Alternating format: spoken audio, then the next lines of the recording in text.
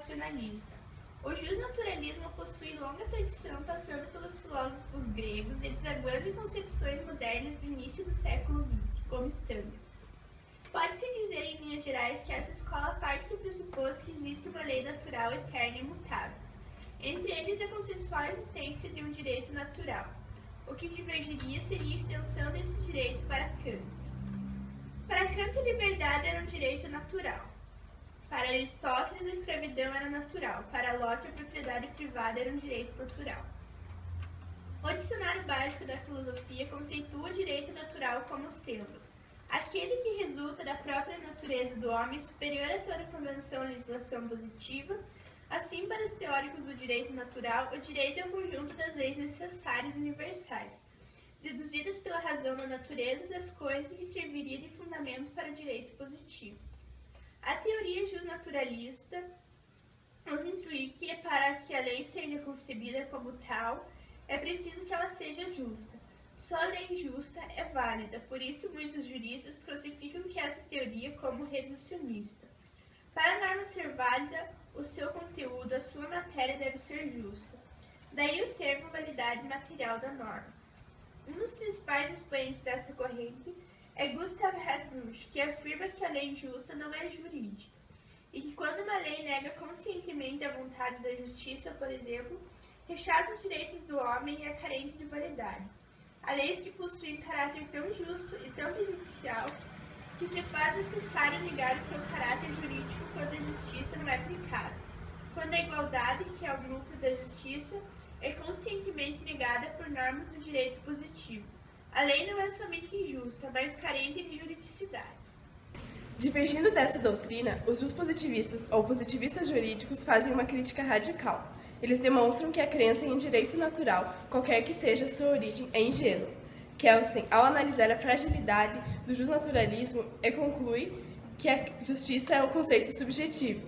Alexandre Travessone Gomes assevera que, por negarem o direito natural e a fundamentação do direito na moral, os positivistas, sobretudo Kelsen, pregaram um fundamento de validade meramente formal, ou seja, que não determina o conteúdo da norma que fundamenta. Eles defendem que um argumento de validade puramente formal, nesse sentido, o que constitui o direito enquanto tal é validade, não no sentido de justiça, como visto na teoria anterior, pois eles acreditam que os conceitos de justiça são subjetivos e irracionais. Eles não acreditavam em valores absolutos, pois valores de direito, que decorrem de normas jurídicas, acabariam por se distanciar dos valores de justiça, que decorrem de normas morais. Como há várias morais, o justo estaria vinculado a um conceito plástico e imutável. Muitos autores pátrios dizem que o conceito de vigência se esbarra com o de validade formal, ou seja, para ser formalmente válida, a lei precisa ter preenchido os requisitos técnicos formais. Segundo Miguel Reale, validade formal ou vigência é, em suma, uma propriedade que diz respeito à competência dos órgãos e aos processos de produção e reconhecimento do direito no plano normativo. A eficácia, ao contrário, tem um caráter experimental, portanto, se refere ao cumprimento efetivo do direito, por parte de uma sociedade, ao reconhecimento do direito pela comunidade, no plano social, ou, mais particularizadamente, aos efeitos sociais que uma regra suscita através de seu cumprimento. Cabe aqui comentarmos a distinção que faz José Afonso da Silva entre validade formal e validade material das normas. A validade formal diz respeito às normas serem criadas de acordo com o procedimento pré-estabelecido por meio das autoridades competentes, ao passo que a validade material diz respeito à adequação do conteúdo das normas à Constituição. Jürgen Habermas afirma que quando o direito positivo sucedeu ao natural, momento em que todos os meios passaram a ser monopolizados pelo Estado, esses direitos de usar a força transformaram-se em autorização para iniciar uma ação judicial. Segundo ele, o modo de validação do direito interliga-se com a força de um processo de normatização do direito que tem a pretensão de ser racional por garantir a liberdade e fundar a legitimidade. A tensão entre esses momentos, que permanecem distintos, é intensificada e ao mesmo tempo operacionalizada em proveito do comportamento. Para discernir adequadamente validade formal e validade material, Ferrajoli e Serrano restringem a validade formal à expressão vigência, resguardando a expressão validade para aquilo que acima se designou validade material. Kant supera o positivismo jurídico antes mesmo do seu surgimento, defendendo fundamentos de validade que não são dogmáticos como os justnaturalistas, nem formais como os positivistas. Ele é considerado pós-positivista. Ele faz da liberdade o fundamento supremo de sua ética e, por conseguinte, do direito. Para ele, o fundamento de validade do direito em Kant é transcendental. Travessone nos ensina que o imperativo categórico que se funda na liberdade e legitima o direito, além de mandar a obediência à ordem jurídica, torna possível chegar, por seu procedimento, ao conteúdo de uma norma jurídica justa. Uma fundamentação transcendental do direito, como a de Kant, constitui parte da superação do positivismo jurídico, pois resolve o problema da busca da dimensão ética ao direito sem, contudo, adotar um direito natural heterônomo. Com a complexização da sociedade, foi necessário adequar os meios de validade normativa à nossa realidade. Pode-se dizer que, hoje, buscamos uma validade deontológica, ou seja, baseada no dever-se da norma. Isto é feito através de grande auxílio dos princípios jurídicos. De acordo com Miguel Reale, a teoria da justiça se situa no âmbito da axiologia. A axiologia, segundo ele, se desenvolve em dois planos.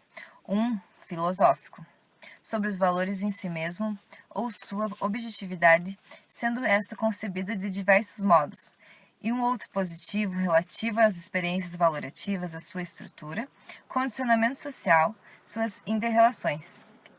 Admitindo-se que toda regra de direito tem por finalidade concretizar um valor. É reconhecer que a pluralidade de valores é algo essencial à experiência jurídica.